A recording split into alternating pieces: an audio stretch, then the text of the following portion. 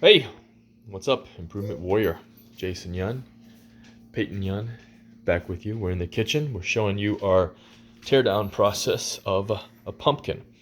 Because remember, it's not just decoration, it is actual food. It's a fruit. All the seeds right here. This is one of my favorite things to do every fall. The pumpkin seeds, roasted pumpkin seeds. So it's not just decoration, which a lot of people do. They just use it as decorations, and a lot of my neighbors, they'll just throw the pumpkin in the woods without tearing them down, without eating them and enjoying them and all that stuff. But hey, it's a lot easier to order a pizza, isn't it? Decisions. Okay, so basically we just cut the pumpkin open, get the seeds. I'll show you my process for the seeds, because that's you got to do certain things, because lectins and seeds and phytonutrients or anti-nutrients and all that stuff. But then my next step is get all the guts out, then basically carve off. I guess you can peel it, but I usually just use like a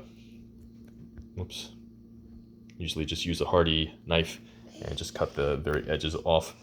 And then I bake or pressure cook. This is a big pumpkin, so I think I'll just bake everything. 350 degrees, about 75 minutes until it's nice and tender. Then into the food processor it goes. So you got pumpkin puree, and we'll keep some.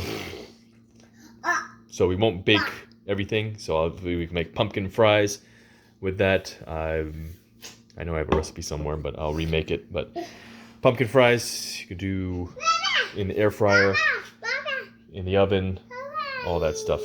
So a lot of things you can do with pumpkin, and we're gonna have probably pumpkin pancakes tomorrow. So that's it. Eat your pumpkin. Otherwise, have a great day. Stay strong. Stay positive. Be the improvement warrior.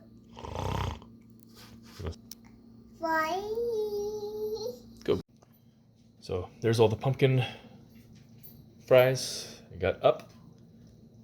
Okay. Whoop. So one big Tupperware and then a couple Ziploc baggies. Still 33 minutes in the pressure cooker for the steamed up ones. But yeah, I'll show you the recipe.